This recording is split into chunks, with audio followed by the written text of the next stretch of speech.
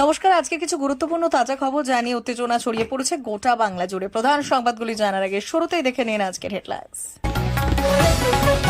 এসআইডির প্রতিবাদে সংবিধান হাতে মমতা, যত যত যত বড় বড় নেতা টিভিতে মুখ দেখাতে কেউ সামনে আসবেন না। ভয় পাবেন না, দিদি আছে। 2002 এর ভোটার লিস্টে মা বাবার নাম থাকলে কি করতে হবে জানালেন মমতা। কেন্দ্রীয় সরকারি কর্মীদের বেতন বাড়ল, রাজ্যের ভাগ্যে কি? 30 দিনের মধ্যে না করলে বাতিল হবে আপনার প্যান কার্ড, জানুন বড় সরকারি নির্দেশিকা। সিগন্যাল নামে নিয়ে গিয়ে বিপদ, ছত্তিশগড়ের বিলাসপুরে ট্রেন দুর্ঘটনার সামনে ভয়ঙ্কর তথ্য। এসআর এর নাম শুনে কাঁপতে কাঁপতে কিছু পালিয়েছে, কাঁটা তার তোপকে পালানোর চেষ্টা বাংলাদেশিদের। এসআর আটকালে বাংলায় রাষ্ট্রপতি শাসন, হুঁশিয়ারি শুভেন্দুর। তৃণমূলের অন্দরে আবারও অশান্তি, কেন পদ ছাড়লেন পূর্ব বর্ধমান জেলা পরিষদের কর্মাধ্যক্ষ? এসএসসির দাগি তালিকায় ফের ফাঁস মমতা পরিবারের দুর্নীতি। আমাকেও ভোটার তালিকায় নাম তুলতে হবে বললেন মুখ্যমন্ত্রী। প্রিয় দর্শক, প্রতিদিন নিয়মিত খবর শোনার জন্য বাংলা বার্তা চ্যানেলটিকে সাবস্ক্রাইব করুন। আসছে বিস্তারিত খবরে। এসআর এর প্রতিবাদে সংবিধান হাতে মমতা, যত বড় নেতা হও টিভিতে মুখ দেখাতে কেউ সামনে আসবে না। পূর্ব ঘোষণা অনুযায়ী মঙ্গলবার আড়াইটের কিছু পর রেড রোডে বি আর আম্বেদকরের মূর্তির সামনে সেই শুরু হলো তৃণমূল কংগ্রেসের মিছিল। নেতৃত্বে মুখ্যমন্ত্রী মমতা বন্দ্যোপাধ্যায় এবং দলের সর্বভারতীয় সাধারণ সম্পাদক অভিষেক বন্দ্যোপাধ্যায় এদিন সংবিধান হাতে মিছিলের সামনে হাঁটতে দেখা যায় নেত্রীকে। মিছিল শুরুর আগেই এদিন তাৎপর্যপূর্ণভাবে শৃঙ্খলার বার্তা নিয়ে বেশ কড়া ভাষায় নেত্রীকে বলতে শোনা যায় যে যত বড় নেতা হও বা মন্ত্রী, আমি পরিষ্কার বলে দিচ্ছি কেউ সামনে আসবেন না টিভিতে মুখ দেখাতে। মমতা বন্দ্যোপাধ্যায়ও বলেন, পেছন থেকে কেউ ধাক্কা দেবেন না, আমি কিন্তু প্রত্যেককে চিনে রাখবো। এসআইআর বিরোধী প্ল্যাকার্ড হাতে মিছিলে ছিলেন দলের নেতা কর্মীরাও, ছিলেন রাজ্যের একাধিক মন্ত্রী। এসআইআর ঘোষণার পর রাজ্যে আতঙ্কে 7 জনের মৃত্যু হয়েছে বলে অভিযোগ। তৃণমূলের দাবি, মৃতদের পরিবারের কয়েকজন সদস্যও এই দিনের প্রতিবাদ মিছিলে যোগ দিয়েছেন। তাদের সঙ্গে আলাদা করে কথা বলেন অভিষেক। ভয় পাবেন না, দিদি আছে। 2002 সালের ভোটার লিস্টে মা বাবার নাম না থাকলে কি করতে হবে জানালেন মমতা বন্দ্যোপাধ্যায়। কমিশনের নির্দেশ মেনে মঙ্গলবার থেকে ভোটার তালিকায় বিশেষ নিবিড় সংশোধন অর্থাৎ এসআইআর এর কাজ শুরু করেছে কমিশন নিযুক্ত বুথ লেভেল অফিসার বা বিএলওরা। আর এই নিয়ে কলকাতায় মহামিছিল শেষে জোড়াসাঁকোর সভা থেকে রাজ্যবাসীকে আশ্বস্ত করলেন মমতা বন্দ্যোপাধ্যায়। বললেন, আমরা থাকতে বাংলার একজন যোগ্যের নামও বাদ যাবে না। 2002 সালের ভোটার লিস্টে অভিষেকেরও নাম নেই জানিয়ে মমতা বললেন, অভিষেক তো জন্মেছে 87 সালে, 2002 সালের ভোটার লিস্টে ওর নাম উঠবে কি করে? ও তো 2006 সালে প্রথম ভোটাধিকার প্রয়োগ করেছে। এসআইআর ঘোষণার পর ইতিমধ্যেই রাজ্যে বেশ কয়েকজন আতঙ্কে আত্মঘাতী হয়েছেন বলে অভিযোগ। এই ব্যাপারে যাতে আর একটা প্রাণও না যায় সেই জন্য রাজ্যবাসীকে একেবারে অভয় দিয়ে মমতা বললেন, 2002 সালের ভোটার লিস্টে যাদের মা বাবারও নাম নেই তাদের বলছি, বিজেপির কথায় অযথা প্যানিক হবেন না, নিজেদের মূল্যবান প্রাণ এভাবে নষ্ট করবেন না। মা বাবার সার্টিফিকেট ছাড়াও আরও অনেক নথি দেওয়া যাবে, সেইগুলো করিয়ে নিন। আমাদের যে ভিএলএ অর্থাৎ বুথ লেভেল এজেন্ট থাকবে তাদের সঙ্গে যোগাযোগ রাখবেন। তা বলে বিজেপির ক্যাম্প ভুল করে আবার বিজেপির ক্যাম্পে চলে যাবেন না। মমতাইও বললেন, মনে রাখবেন আমরা থালা বাটি বেঁচে হলেও আপনাদের সাহায্য করব। কেন্দ্র সরকারি কর্মীদের বেতন বাড়ল, রাজ্যের ভাগ্যে কি জেনে নিন। অষ্টম বেতন কমিশন গঠনের প্রক্রিয়া শুরু করেছে কেন্দ্র, যা 2026 সালের 1 জানুয়ারি থেকে কার্যকর হতে পারে। এর ফলে কেন্দ্রীয় কর্মীদের বেতন ও ভাতা বাড়ার পথ খুলল। তবে রাজ্যের আর্থিক পরিস্থিতি ও রাজনৈতিক সিদ্ধান্তের কারণে পশ্চিমবঙ্গ সহ অন্যান্য রাজ্য সরকারি কর্মীদের এই সুবিধা পেতে 6 মাস থেকে 2 বছর পর্যন্ত অপেক্ষা করতে হতে পারে। 30 দিনের মধ্যে না করলে বাতিল হবে আপনার প্যান কার্ড, জানুন বড় সরকারি নির্দেশিকা। দেশের আর্থিক লেনদেনের অন্যতম অপরিহার্য নথি হলো স্থায়ী অ্যাকাউন্ট নম্বর বা pan card. Tax return file করা থেকে শুরু করে ব্যাংক অ্যাকাউন্ট খোলা কিংবা বড় আর্থিক লেনদেনের ক্ষেত্রে এই কার্ডটি থাকা বাধ্যতামূলক। তবে এই অত্যন্ত গুরুত্বপূর্ণ নথি যদি আপনার নিষ্ক্রিয় বা ডিঅ্যাক্টিভেট হয়ে যায় তাহলে কি হবে?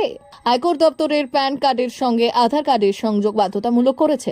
যদি নির্ধারিত সময়ের মধ্যে দুটি নথি লিঙ্ক করা না হয় তাহলে প্যান কার্ড নিষ্ক্রিয় হয়ে যেতে পারে। আয়কর দপ্তর প্যান এবং আধার লিঙ্ক করার জন্য একটি চূড়ান্ত সময়সীমা নির্ধারণ করেছে। 2025 সালের 31শে ডিসেম্বর এই সময়সীমা পার হওয়ার পর অর্থাৎ 2026 সালের 1 জানুয়ারি থেকে লিঙ্ক না করা প্যান কার্ডগুলো সরাসরি নিষ্ক্রিয় হয়ে যাবে। অর্থাৎ আপনার সামান্যই একটি কাজ ফেলে রাখা ভবিষ্যতে আপনার সমস্ত বড় আর্থিক পরিকল্পনা ও লেনদেনে গুরুতর বাধা সৃষ্টি করতে পারে। তাই যারা এখনো এই কাজটি সম্পূর্ণ করেননি তাদের জন্য হাতে আর মাত্র কিছুটা সময় বাকি। সিগন্যাল না মেনে এগিয়ে গিয়ে বিপদ। ছত্তিশগড়ের বিলাসপুরে ট্রেন দুর্ঘটনায় সামনে ভয়ঙ্কর তথ্য। ছত্তিশগড়ের বিলাসপুর স্টেশনের কাছে একটি প্যাসেঞ্জার ট্রেনের সঙ্গে মালবাহী ট্রেনের সংঘর্ষের ঘটনায় চাঞ্চল্যকর তথ্য সামনে এসেছে। এই ঘটনায় এদিন অন্তত 8 জন নিহত এবং 14 জন আহত হয়েছেন। মঙ্গলবার বিকেলে এই ভয়াবহ দুর্ঘটনা ঘটে। রেল আধিকারিকদের প্রাথমিক অনুমান, প্যাসেঞ্জার ট্রেনটির ডেড সিগন্যাল অনুযায়ী অমান্য করে মালবাহী ট্রেনটিকে পেছন থেকে ধাক্কা দেওয়ায় এই ঘটনা ঘটেছে। এদিন মঙ্গলবার বিকেল 4টে নাগাদ এই ঘটনাটি ঘটে। MEMU প্যাসেঞ্জার ট্রেনটি গেভরা পার্শ্ববর্তী কোরবা জেলার থেকে বিলাসপুরের দিকে যাচ্ছিল। সংঘর্ষের তীব্রতা এতটাই ছিল যে যাত্রী ট্রেনের একটি বগি মালবাহী ট্রেনের ওয়াগনের উপরে উঠে যায়। এখনো ধ্বংসাবশেষের নিচে লোকজন আটকে আছে বলে আশঙ্কা করা হচ্ছে। এসআর নাম শুনে কাঁপতে কাঁপতে কিছু পালিয়েছে। কাঁটা তার টপকে পালানোর চেষ্টা বাংলাদেশিদের। গত কয়েকদিনে একের পর এক বাংলাদেশি গ্রেফতার হওয়ায় ঘটনায় প্রশ্ন উঠছে, এসআইআর আতঙ্কে বাংলাদেশিরা কাঁটাতার টোপটি কি পালিয়ে যেতে ওপারে পালানোর চেষ্টা করছেন?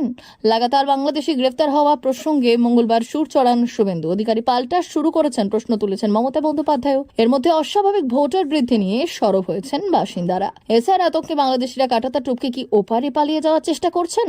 গত কয়েকদিনে একের পর এক বাংলাদেশি গ্রেফতার হওয়ার ঘটনায় এই প্রশ্নই ক্রমশ জোরালো হচ্ছে। সোমবার উত্তর 24 পরগনার স্বরূপনগরে বাংলাদেশ ফিরে যাওয়ার পথে 4 জনকে আটক করে বিএসএফ। রবিবার বাংলাদেশে ফেরার পথে গ্রেফতার হওয়া আরও 35 জন। 31 অক্টোবর অর্থাৎ শুক্রবার এই স্বরূপনগরে অবৈধভাবে সীমান্ত পেরোনোর সময় ধরা পড়ে 10 শিশু সহ মোট 45 জন বাংলাদেশি নাগরিক। এসআইআর আটকারী বাংলায় রাষ্ট্রপতি শাসন, হুঁশিয়ারি শুভেন্দুর। এবার এসআইআর ইস্যুতে রাষ্ট্রপতি শাসনের হুঁশিয়ার দিলেন শুভেন্দু অধিকারী।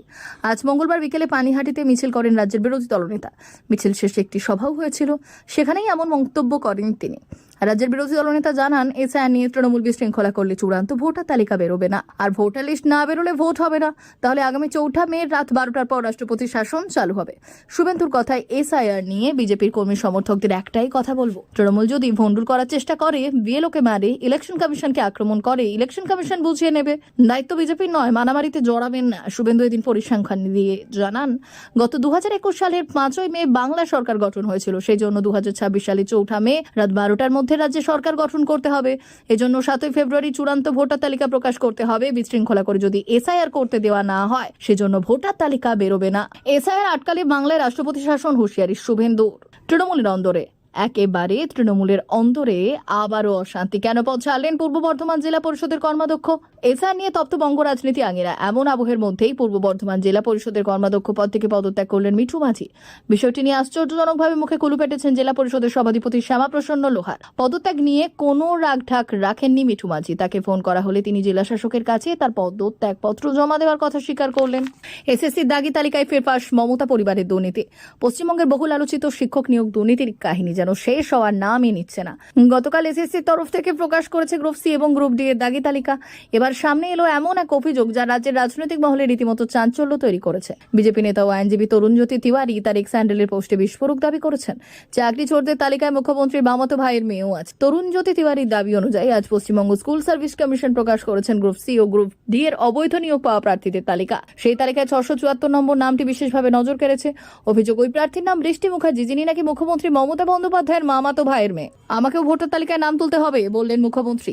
বাংলায় এনআরসি সিএএ এর আশঙ্কা বাড়ার আবহেই ফের একবার বিস্ফোরক মন্তব্য করলেন মুখ্যমন্ত্রী মমতা বন্দ্যোপাধ্যায়। মঙ্গলবার জোড়াসাঁকোয় এক জনসভায় বিজেপিকে নিশানা করে তিনি বলছে বাংলাদেশে হটাবে, রোহিঙ্গা বের করে দেবে। বিহারে কটা রোহিঙ্গা পেলেন? এরপরই মুখ্যমন্ত্রী এমন একটি মন্তব্য করলেন যা নিয়ে রাজ্য রাজনীতিতে শুরু হয়েছে জোর জল্পনা। এদিন মুখ্যমন্ত্রী স্পষ্ট জানান, তাকে নাকি নতুন করে ভোটার তালিকায় নাম তুলতে হবে। তার কথায়, আমি 7 বারের সাংসদ, 4 বারের কেন্দ্রীয় মন্ত্রী, 3 বারের মুখ্যমন্ত্রী হওয়ার পর আমার ডেট অফ বার্থ নিয়ে কৈফিয়ত দিতে হবে। প্রিয় দর্শক, এখনকার মতো খবর এই পর্যন্তই। ধন্যবাদ।